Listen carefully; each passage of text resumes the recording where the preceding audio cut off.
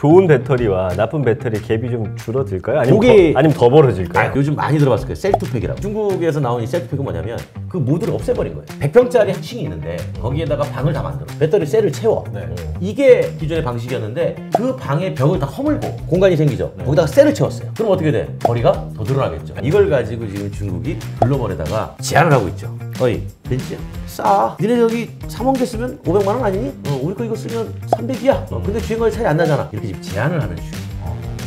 투자의 중요한 소식을 가장 빠르게 전달해드립니다. 원고, 투고, 쓰리고. 여기는 투자고고요. 저는 김현우입니다. 네, 반갑습니다. 전민기입니다. 네. 그 세계 최초의 자동차가 뭔지 아세요? 우리나라 자동차는 뭔지 알아요? 뭐예요? 시발 자동차 아니에요? 아닌가? 맞는 걸로 아는데? 시발 자동차. 맞아. 그죠. 우리나라 세계 최초는 말고. 뭐예요? 1769년이에요. 1769년? 네, 프랑스의 공병 장교가 있습니다. 네. 네, 니콜라 조제프 퀴뇨가. 이거요? 아니지, 이름 혹시 틀릴까봐 기분 나쁠 수 있잖아. 군용 목적으로 발명한 증기 자동차가 시초입니다. 지금 번데기 앞에서 주름을 잡아봤어요. 번데기. 이분이 보니까 이쪽 자동차 쪽에서는 정말 오래 해먹으신 분이에요. 그리고 저도 모르고 예전에 어디 프로그램 갔다가 와 완전 터줏대감 자동차에 대해서 설명해 주실 한국의 니콜라 조제프 퀴뇨 권영주 퓨처 모빌리티 연구소장님 모십니다. 안녕하세요. 안녕하세요. 네, 안녕하십니까. 권기뇨. 권퀴뇨. 아니, 터줏대감 아직 터줏대감. 그러니까요. 미래차 이야기를 좀 주로 할 텐데 미래차.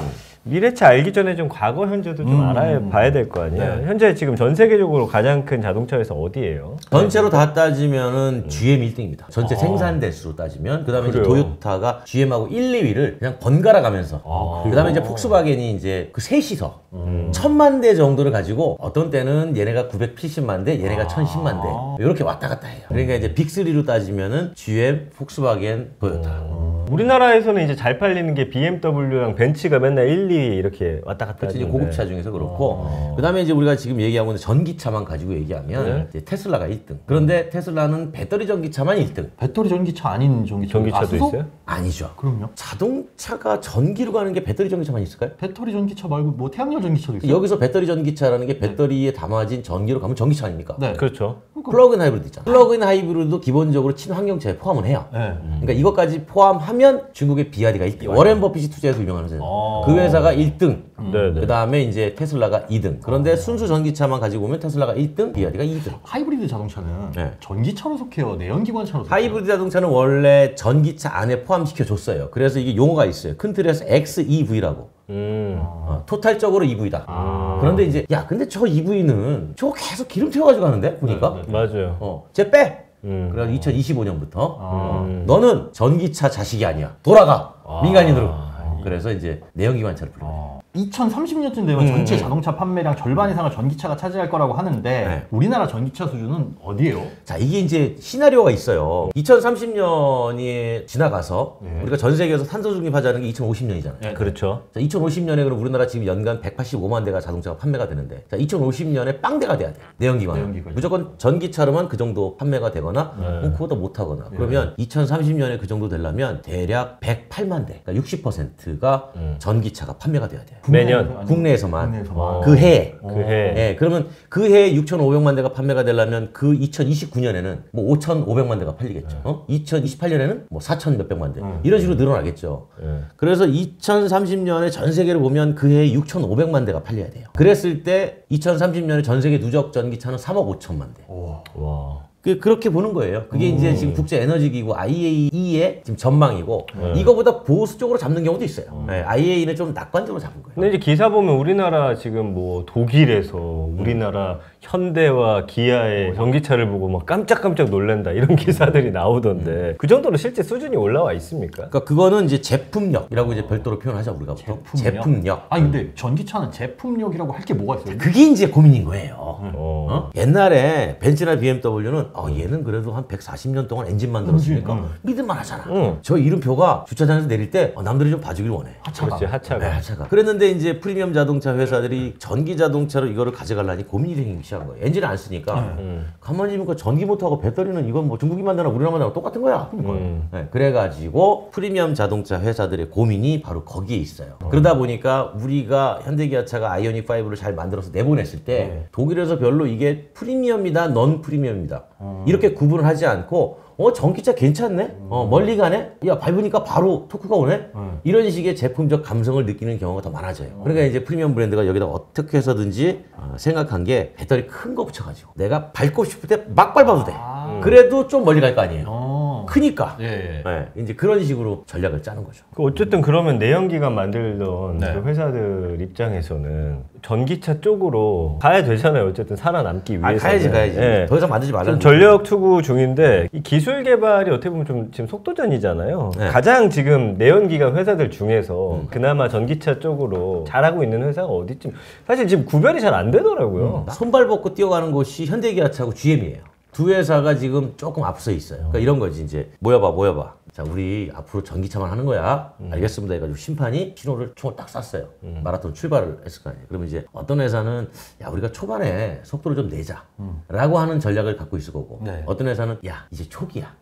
아직 막 나서지 마. 물 좀 있고, 그 다음에 사람들이 좀 들어오나? 좀 보고 들어가도 괜찮아. 보고. 라고 하는 경향이 있고, 그거를 봤을 때 일단 GM과 현대기아차는 일단 속도내.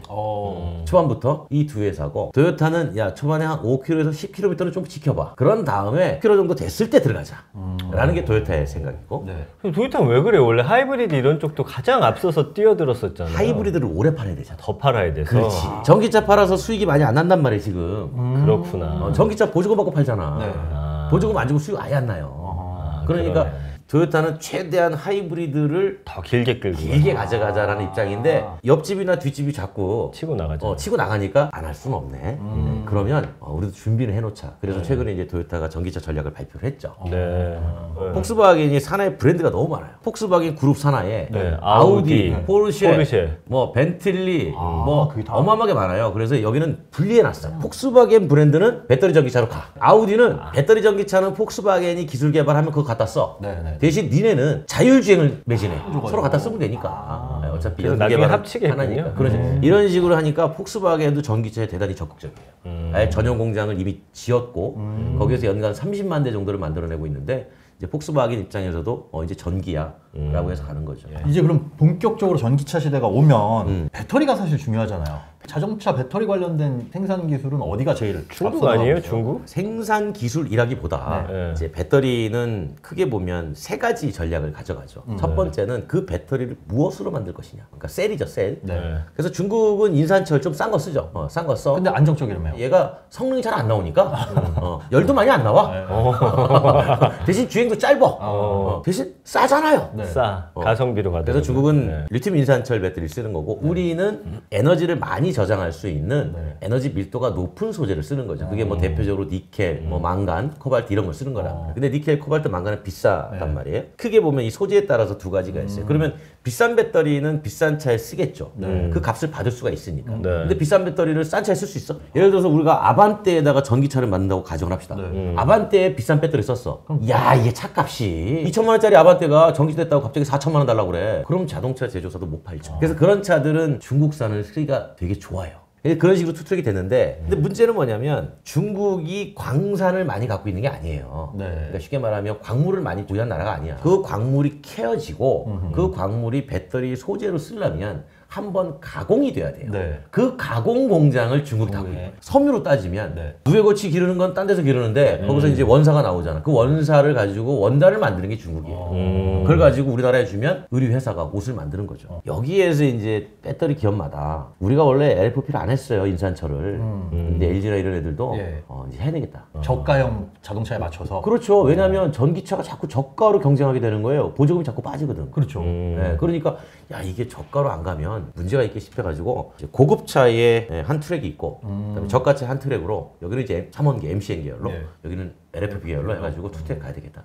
반대로 이제 중국 기업들이 이제 MCN으로 오죠. 대신 이제 기술이 좀 개발되면 좋은 배터리와 나쁜 배터리 갭이 좀 줄어들까요? 아니면 더 벌어질까요? 그게 이제 시작이 됐죠. 그게 이제 그 요즘 많이 들어봤을 거예요. 셀 투 팩이라고. 셀에서 바로 팩. 이게 무슨 얘기냐면 우리가 이제 배터리 셀이 이렇게 생겼잖아요. 그럼 이거는 막 6개든 8개든 뭐 12개든 이렇게 꽂아 자리를 만들어 가지고 이걸 한 팩으로 묶어요. 모듈로.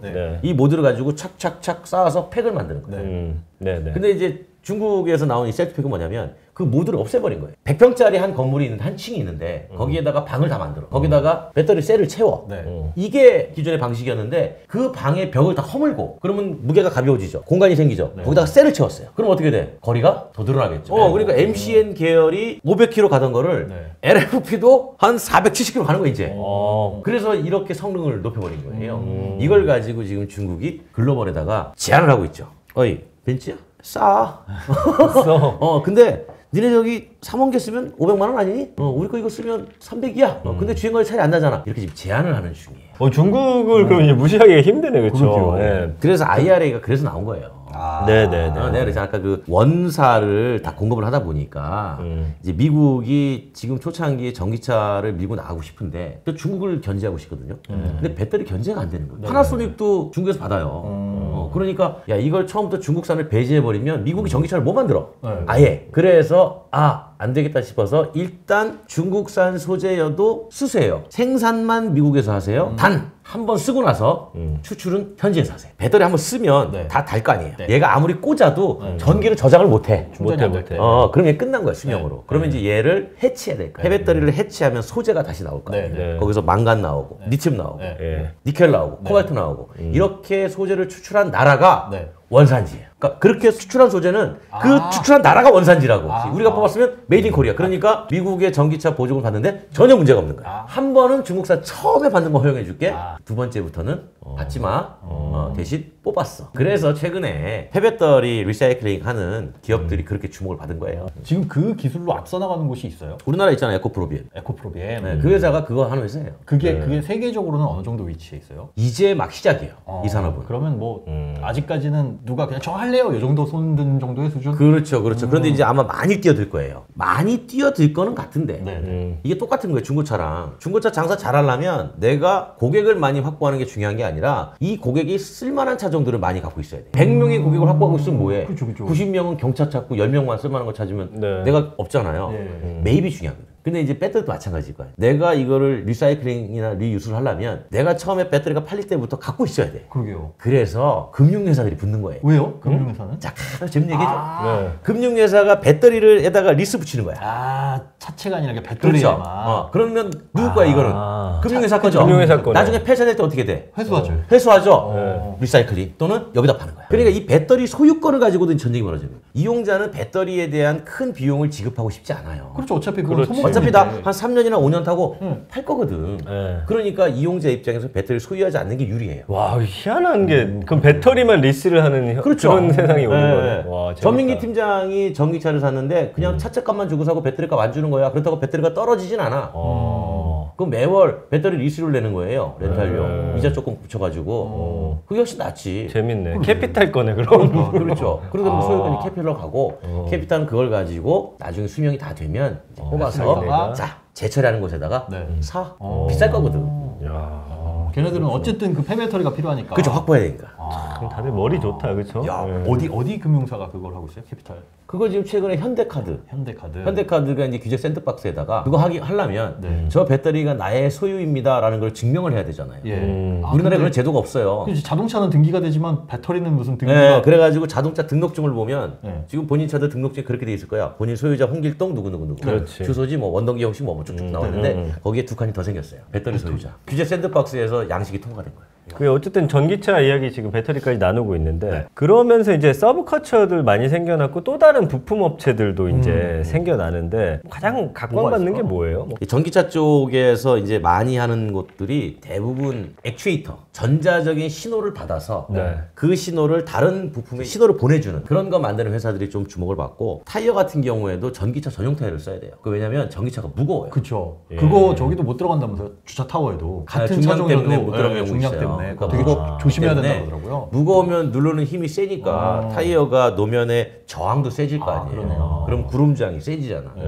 그러면 구름저항이 세진다는 건 노면과의 밀착력이 뛰어나다는 건데 소모가 많아서 타이어 회사 입장에서도 소모가 덜한 타이어를 계속 만들어 줘야 돼요. 타이어가 더 비싸겠네요. 비싸죠. 그 다음에 이제 뭐 충전기. 충전 사업은 우리 할 수 있어, 셋이. 당장이라도. 어렵지 않아. 그 땅이 있어야 되잖아요. 충전기를 그래서 설치. 우리가 이렇게 하는 거죠. 전국에 네. 김밥 천국 분식집 사장하고 얘기를 해가지고 그 네. 앞에 조그만 공간에 더 있으면 네. 한번 해볼까? 그러니까 주차 공간 하나만 있으면 해볼 수 있는 거예요. 아하. 주차 공간만 나오면. 그러면 이제 어떻게 하냐? 우리 셋이서 사업자 내고 네. 환경부에 허락받아가지고 충전기 돈 주고 사오면 돼.